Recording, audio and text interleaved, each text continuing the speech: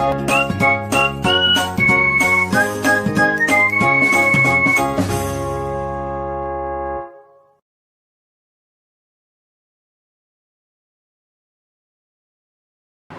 দিনে যে ক্লাসটা হয়েছিল তোমাদের, তো আগের দিনের ক্লাসে আমি তোমাদেরকে এভারেজটা করে দিয়েছিলাম, আর আজকের ক্লাসে আমি তোমাদেরকে দেখাবো সিম্পল ইন্টারেস্ট বা সরল সুদ।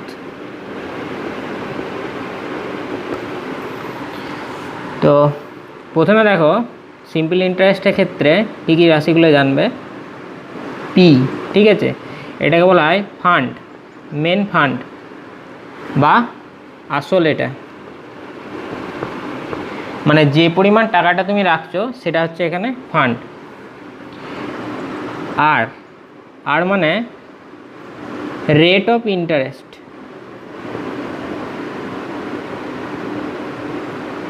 ঠিক আছে, অথবা এটাকে বলা হচ্ছে সুদের হার। ঠিক আছে, সুদের হার বলতে তোমরা যে পার্সেন্টেজে আসলের ওপর টাকাটা নিচ্ছ বা আসল যেটা নিচ্ছ সেই আসলটা একটা নির্দিষ্ট সময় পর যেটা তোমাদেরকে জমা করতে হবে। ঠিক আছে, একটা নির্দিষ্ট হারে, ধরো 100 টাকার হিসাবে কত টাকা দিতে হবে সেটার। আর টি হচ্ছে সময়, যে সময়ের জন্যে তোমরা টাকার অ্যামাউন্টটা নিচ্ছ। এরপর দেখো আমি এখানে বলছি, প্রথমে জিনিসটা বলছি 5%। 5% মানে কি 100-র মধ্যে 5, ঠিক আছে, 100-র মধ্যে 5। এবার 5%-এর সিম্পল ইন্টারেস্টের ব্যাপার কি, ধরো 1 বছরে কম্পাউন্ড ইন্টারেস্ট আর সিম্পল ইন্টারেস্টের মধ্যে সিম্পল ইন্টারেস্ট হচ্ছে কি 1 বছরে তোমার 100 টাকায় 105 টাকা দিতে হবে। 100 টাকায় 1 ইয়ারে 105। তার মানে এইটা তোমার ধরো দ্বিতীয় বছরে কী হবে, তাহলে এটা হয়ে যাবে 100 প্লাস তার সাথে আবার প্রতি বছর 5 করে। 5% মানে কি 100 টাকা, তার পরের বছর 5 প্লাস 5, এটা দ্বিতীয় বছর বা সেকেন্ড ইয়ারের জন্য, তাহলে হচ্ছে 10। তাহলে টোটাল হলো আমার 110। এরপর এইখানে যে ব্যাপারটা আসছি, এইখানে হচ্ছে কি যেটা ইন্টারেস্ট বলতে তোমার ধরো আমি এখানে ধরছি একটা মেন ফান্ড যেটা, সেটা 5000 টাকা মেন ফান্ডে 5000 টাকা। এটা তুমি নিলে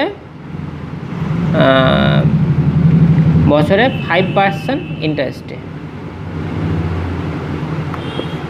5% ইন্টারেস্টে 5000 টাকা ব্যাংকের কাছ থেকে ধার নিলে, তাহলে সুদ সমেত তোমাকে কত টাকা দিতে হবে। এটা কিন্তু সিম্পল ইন্টারেস্ট, ঠিক আছে।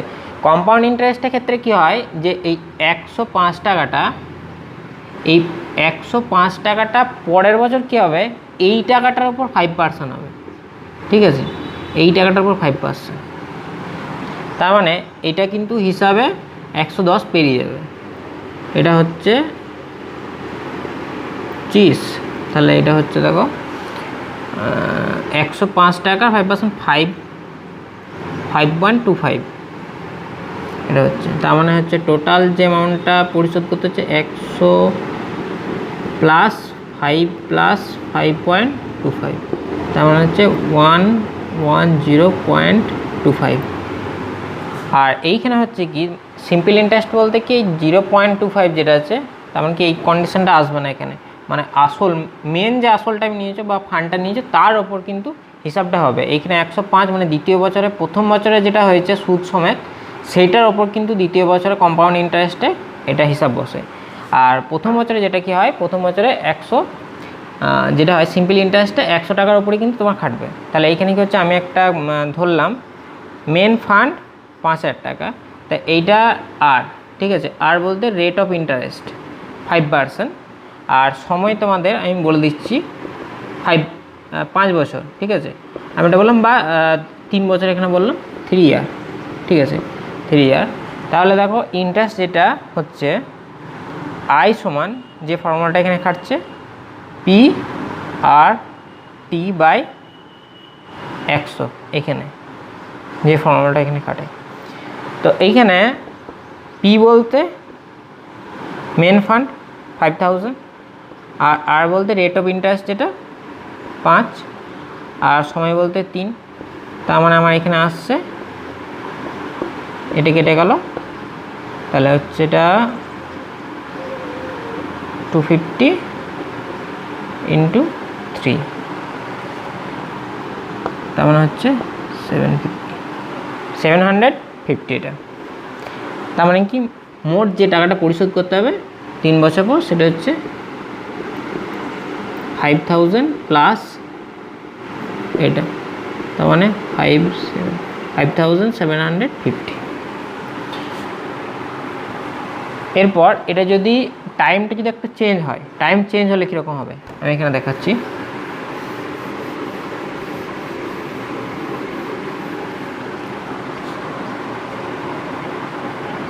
টাইমটা যদি চেঞ্জ হয় তার মানে তোমার টাইমটা বলে দেওয়া রইল 3 মান্থ, ঠিক আছে, 3 মান্থ। তো তার মানে কি এটা হিসাবটা করতে হবে, কিন্তু এই যে আমি এখানে বলছি রেট অফ ইন্টারেস্ট বা টাইম, এটা কিন্তু ইয়ারলি হিসাব, ইয়ারলি, ঠিক আছে, ইয়ারলি হিসাব, মানে বছরে 1 বছরে হচ্ছে কিনা সেটা দেখতে হবে। 3 মাস মানে এখানে বছরে করতে হবে 3 মাস, তাহলে এটাকে আমি 12 দিয়ে ভাগ করছি, তাহলে এটা হচ্ছে 1/4 ইয়ার এখানে। তো এটা আসার পর হচ্ছে যে টোটাল ইন্টারেস্ট সেটা হচ্ছে, আমি ওই টাকাটার উপর হিসাব করছি 5000 টাকার উপরই, তাহলে 5000 ইন্টু আমার আছে 5%, ঠিক আছে। 5% মানে কি বছরে 100 টাকার উপর সুদ হচ্ছে 5 টাকা, তার মানে টোটাল আমার 105 টাকা 100 টাকার উপরে, তার মানে এটা হচ্ছে 5%। আর তার সাথে টাইম আমার 1/4 বাই 100, তো এটা হচ্ছে 50 ইন্টু 5/4, 1/4, তার মানে এটা হচ্ছে 100/4, 4 6 4 2 5, তার মানে 62.5, ঠিক আছে। এইটা তোমার টোটাল অ্যামাউন্ট যেটা পরিশোধ করতে হচ্ছে 5000 প্লাস তার সাথে 62.5, 5062.5 সেখানে। এরপর যদি সিম্পল ইন্টারেস্টের ক্ষেত্রে যদি বলে ফান্ড যেটা সেটা বার করতে, এমনি ইয়ারটা বলে দেওয়া রয়েছিল বা মোট যেটা পরিমাণ সেটা বলে দেওয়া থাকলো, তখন কী হবে? তার মানে এখানে পিটা যদি বার করতে বলে, একটা দেওয়া রইলো, ধরো আমি বললাম যে টোটাল পরিমাণ, ঠিক আছে, টোটাল পরিমাণ বলতে পি প্লাস আই, এইটা বলে দেওয়া রইলো, ধরো 1025, ঠিক আছে। তো বাকিগুলো দেখো আমি বলছি, আর ধরো আগের মতনই 5% বলে দেওয়া রয়েছে, পি প্লাস আইটা 1025। এবার আমার আইটা যেটা হয়, তাহলে আই সমান কি হচ্ছে পি। এবার টাইম ধরো আমি বলে দেওয়া রয়েছিল টাইম 5 বছর, 5 সব 5 দিলাম, 5 পি আর বলতে তোমার এখানে হচ্ছে 5% ইন্টু তার সাথে 5 বাই, তার মানে আসছে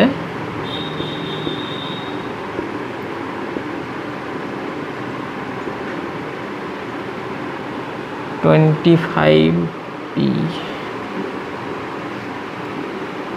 বাই 100। তাহলে এখানে হচ্ছে আমি বসিয়ে দিচ্ছি পি প্লাস 5 পি বাই সমান এটা, তাহলে এটা হচ্ছে তোমার দেখো এইখানে যেটা হচ্ছে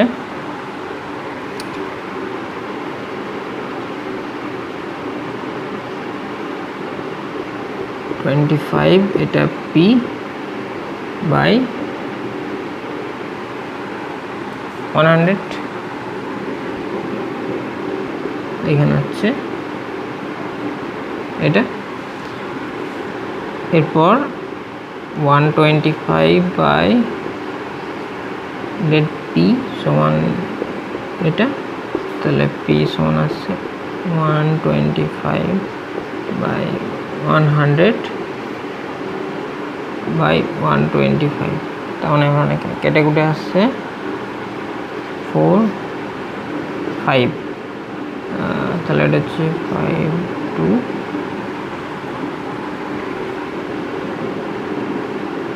10 5 5 50, তাহলে এখানে হচ্ছে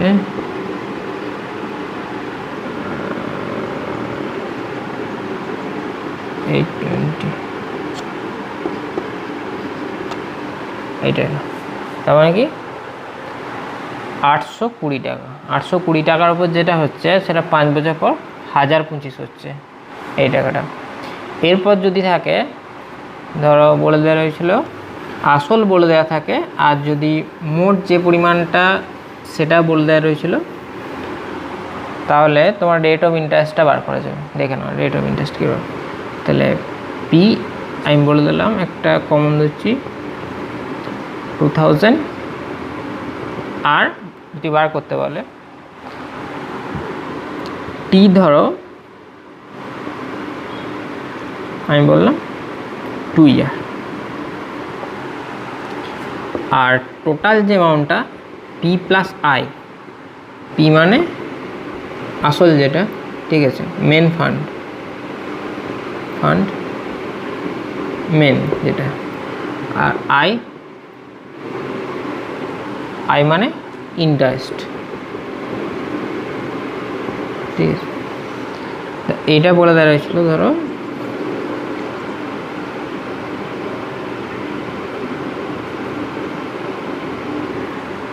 2500, তাহলে আটটা কত হবে, ঠিক আছে। তো এইখানে দেখো আইটা কত হচ্ছে, আই সমান আসছে 2500 মাইনাস 2000, তার মানে হচ্ছে 500। এরপর তাহলে আমি কি লিখছি, যে ফর্মুলাটা এখানে কাজে লাগছে, আই সমান পি আর টি বাই 100, ঠিক আছে। পি মানে আসল, আর মানে রেট অফ ইন্টারেস্ট, টি মানে টাইম, আই মানে এখানে ইন্টারেস্টটা। তাহলে 5 আমি এখানে সাজিয়ে নিচ্ছি, এখানে কেটে বার করতে বলছে আমার আর, তাহলে আর সমান হচ্ছে 100 আই বাই পিটি, তখন আমার এখানে আসছে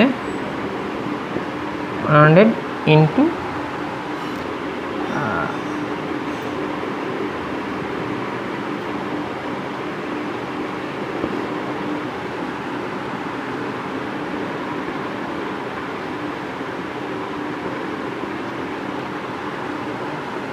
তাহলে এখানে কত হচ্ছে, দুটো শূন্য, এখানে একটা শূন্য, এই শূন্যটা কাটলো, এই শূন্যটা কাটলো, তাহলে এখানে হচ্ছে 25, এটা হচ্ছে তার মানে কি 12.5 এত পার্সেন্ট, ঠিক আছে। তার মানে কি রেট অফ ইন্টারেস্ট যেটা হচ্ছে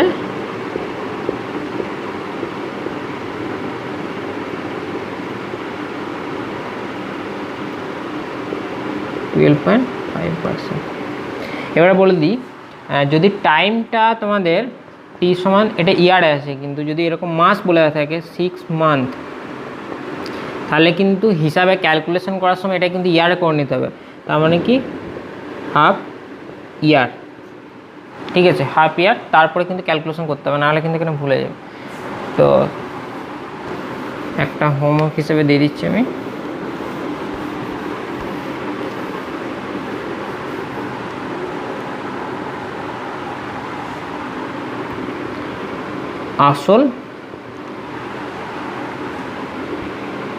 আসল ধরো